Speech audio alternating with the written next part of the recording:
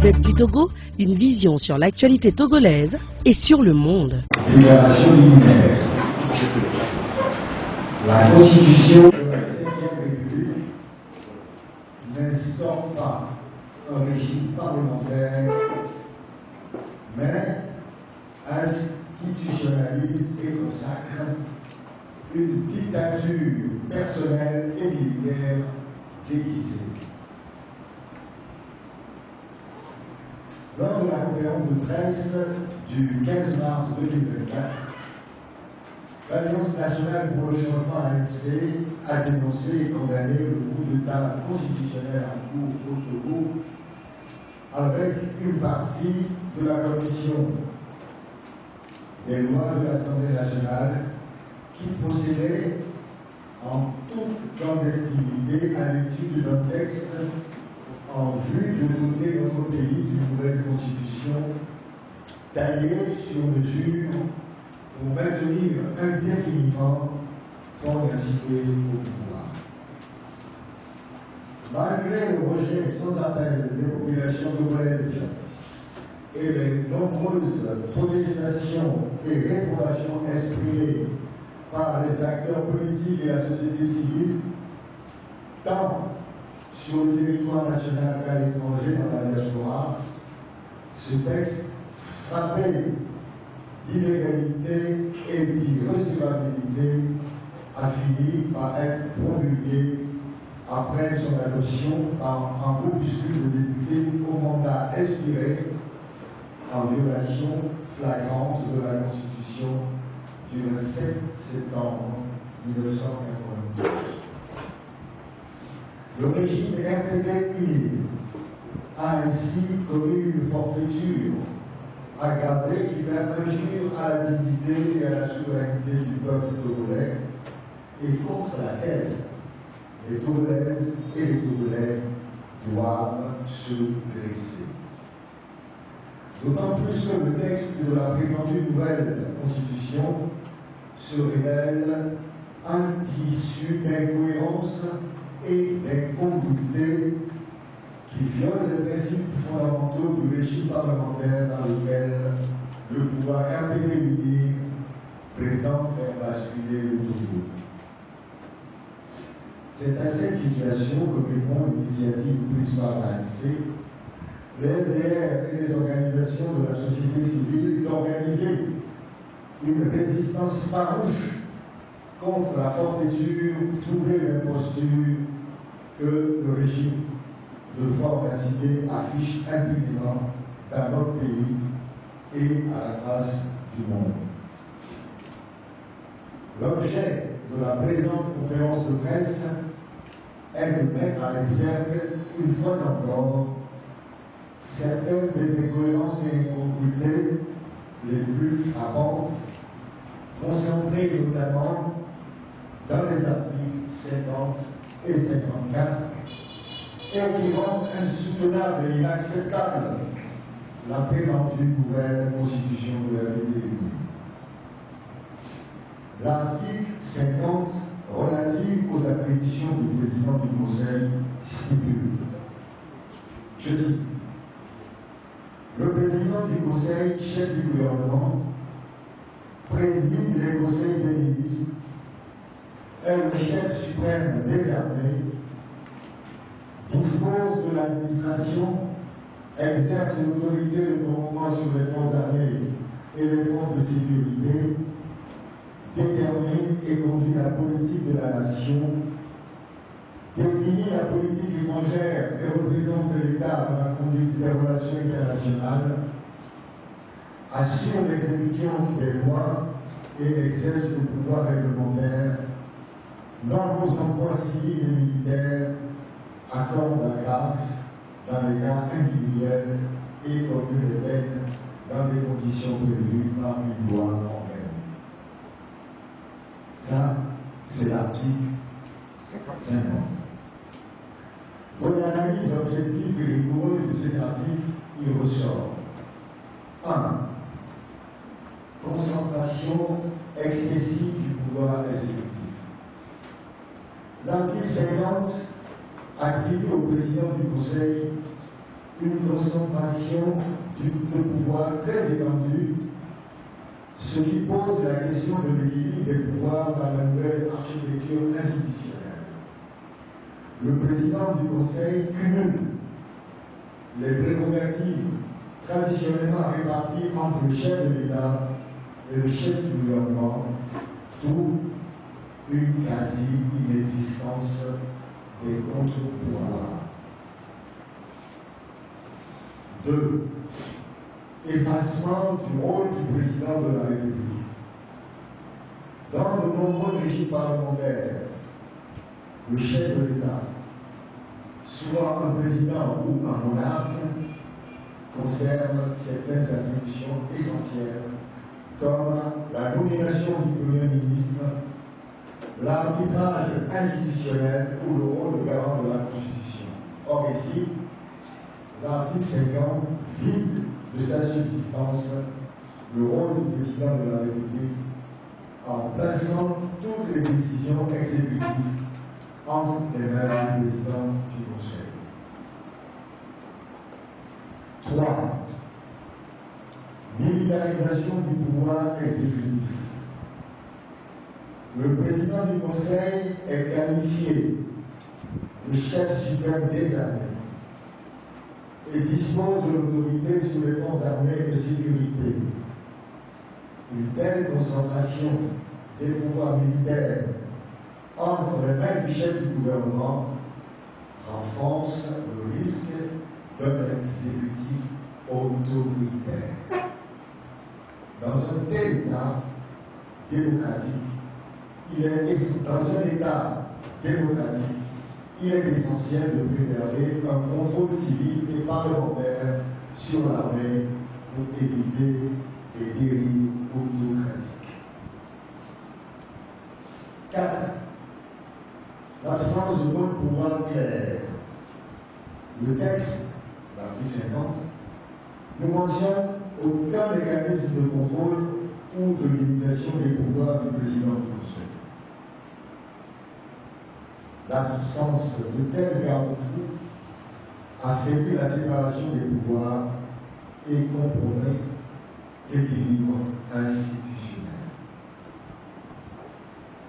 5. Un pouvoir réglementaire et législatif étendu. Le président du Conseil assure l'exécution des lois et exerce le pouvoir réglementaire. C'est ce qui est écrit dans l'article 7. Ce qui est habituel dans un régime parlementaire. Toutefois, il peut aussi nommer aux emplois civils et militaires et accorder la grâce, ce qui le rapproche d'un chef d'État disposant de prérogatives discrétionnaires. La concentration de ces fonctions restreint l'indépendance de l'administration publique et de la justice. 6. Politique étrangère et représentation de l'État. L'article 50 attribue également au président du Conseil la conduite des relations internationales. Ce choix institutionnel pose question car, dans de nombreux systèmes parlementaires, la politique étrangère relève en partie du chef de l'État ou d'une autorité distincte du chef du gouvernement, notamment pour assurer une continuité diplomatique. 7. Comparaison avec d'autres systèmes politiques. Dans les régimes parlementaires classiques, le Royaume-Uni, Allemagne, Espagne, par exemple, le chef du gouvernement ne détient pas un pouvoir aussi large. Il est généralement encadré par un président ou un monarque qui conserve des prérogatives de nomination, de dissolution du Parlement ou de représentation internationale. L'article 50 s'écarte ainsi des standards démocratique parlementaire en concentrant les pouvoirs exécutifs et militaires entre les mains d'une seule personne.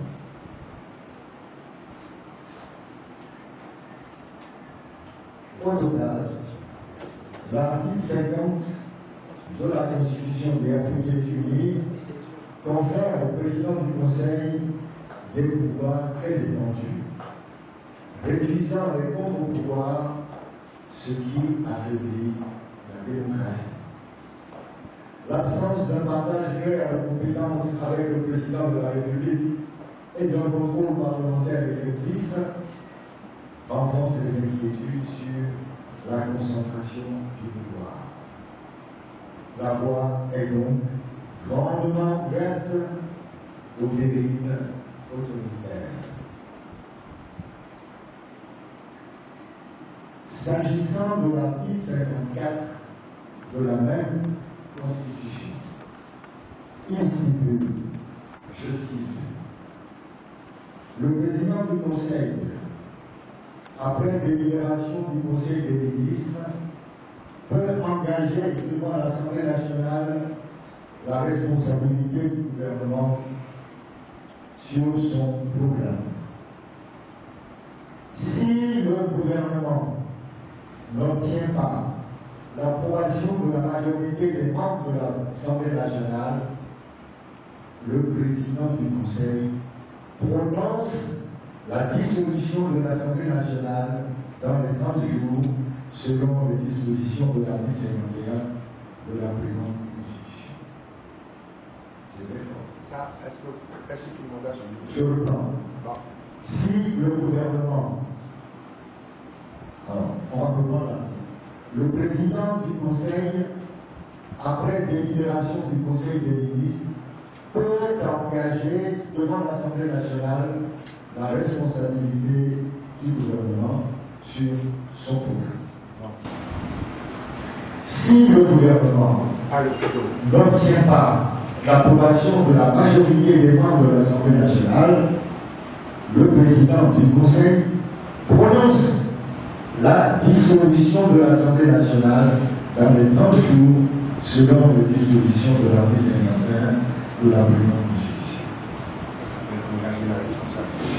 Le droit de dissolution s'éteint dès que le parti ou la coalition politique majoritaire à l'Assemblée nationale a transmis au bureau de l'Assemblée nationale le nom du nouveau président du Conseil désigné conformément à l'article 48 de la présente Constitution.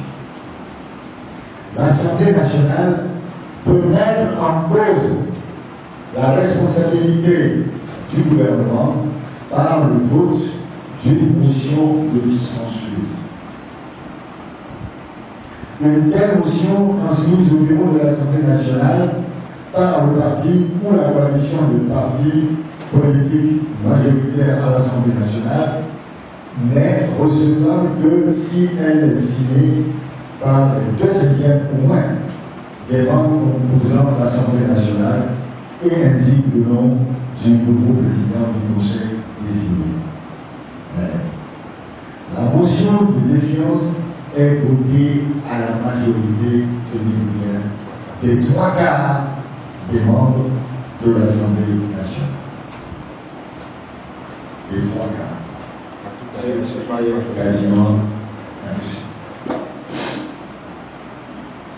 Une analyse objective et rigoureuse de cet article fait ressortir 1. Ambiguïté sur le régime parlementaire.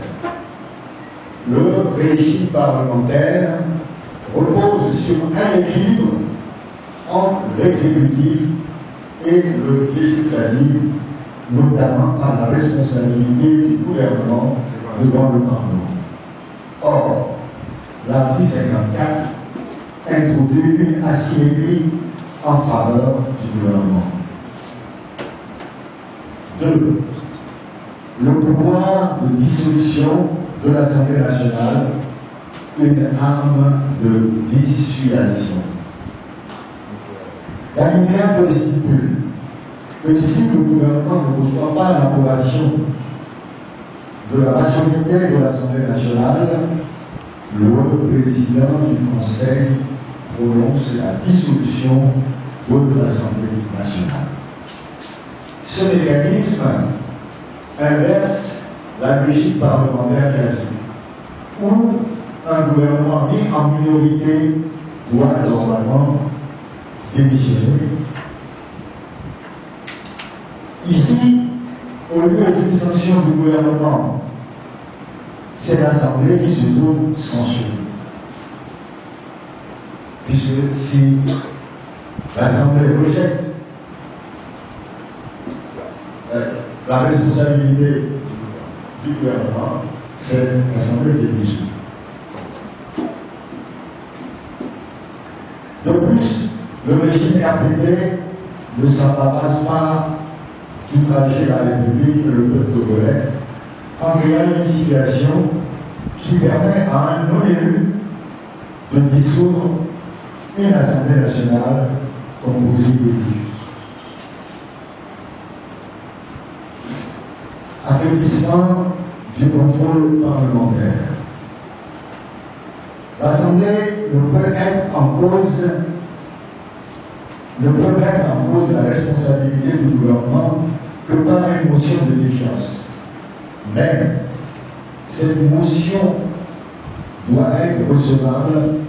Pour que cette motion doit être recevable, doit être signée par les 2/5 des députés et surtout adoptée par une majorité qualifiée de 3 quarts.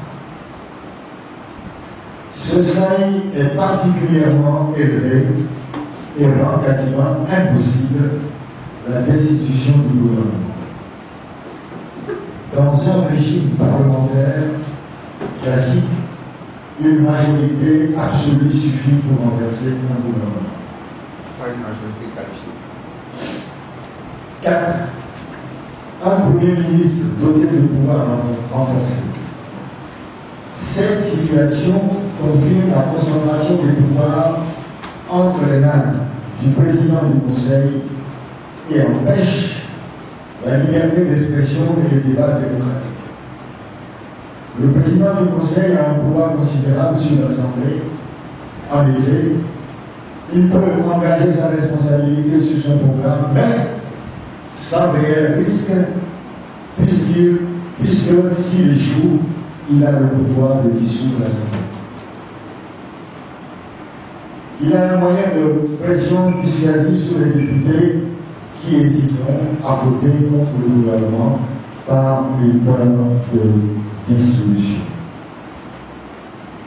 Cette concentration de pouvoir entre les mains du président du Conseil le rapproche d'un chef d'État dans un régime présidentiel, alors même qu'un régime parlementaire devrait au contraire encourager la prééminence de l'Assemblée. Au demeurant, le régime parlementaire repose sur un équilibre entre l'exécutif et le législatif, notamment par la responsabilité du gouvernement devant l'Assemblée nationale. Or, ici, l'article 54 introduit une prédominance en faveur du président du Conseil. 5. Comparaison avec les régimes parlementaires classiques. Dans un véritable régime parlementaire, le gouvernement doit avoir la confiance de la majorité de l'Assemblée nationale pour gouverner et démissionner s'il la perd. Le gouvernement doit avoir la confiance de la majorité de l'Assemblée nationale pour gouverner et démissionner s'il perd cette confiance-là. Le droit de dissolution est généralement à la discrétion du chef de l'État ou du Premier ministre, mais il n'est pas utilisé comme une conséquence automatique d'un vote négatif sur le programme du gouvernement. La mise en cause de la responsabilité du gouvernement est accessible avec une majorité absolue et non un seuil exorbitant de 3 quarts des députés. Dans la Constitution du RPT publiée, les mécanismes institués affaiblissent le principe fondamental du régime parlementaire, en l'occurrence la responsabilité du gouvernement devant le Parlement. L'article 54 consacre la neutralisation de l'Assemblée nationale en rendant pratiquement impossible la censure du gouvernement. En témoigne le droit de dissolution systématique en cas de rejet du programme du gouvernement et le seuil délibérément élevé pour voter une motion de défiance. L'Assemblée nationale retrouve ainsi sa fonction principale d'étant du RPT parti unique une chambre d'enregistrement. Conclusion. La nouvelle constitution du régime RPT unique n'instaure pas un régime parlementaire comme il le prétend. Il s'agit d'un régime hybride, en réalité bâtard, dominé par un exécutif autocratique placé entre les mains d'une personne non élue appelée président du Conseil des ministres. Un régime qui n'existe nulle part ailleurs dans le monde et qui est spécialement conçu pour institutionnaliser et pérenniser la dictature qui régente le Togo depuis l'assassinat de son premier président. Voilà pourquoi les Togolaises et les Togolais sont appelés à faire preuve de vigilance et de résilience pour ne point laisser passer une telle forfaiture, une telle imposture. Nos passerons. Voilà pourquoi nous devons adhérer massivement à la plateforme de salut récemment mise en place par l'ANC, l'RDR et les organisations de la société civile pour mobiliser les populations en vue de faire face aux dérives d'un régime décadent. Voilà pourquoi nous devons nous mobiliser massivement pour prendre part au meeting prévu dimanche prochain, le 23 mars 2025, au lieu à Cassine. Fait abonner le 19 mars 2025 pour le Congrès national, le président national Jean-Pierre Farr. Je vous remercie.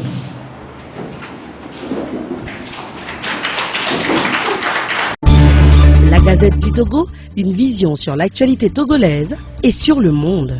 Rejoignez-nous sur le www.lagazettedutogo.com ou sur nos comptes Facebook, Twitter et YouTube. Pour tout contact, écrivez à contact@lagazettedutogo.com ou appelez le 92 80 88 53. La Gazette du Togo, c'est l'information en continu.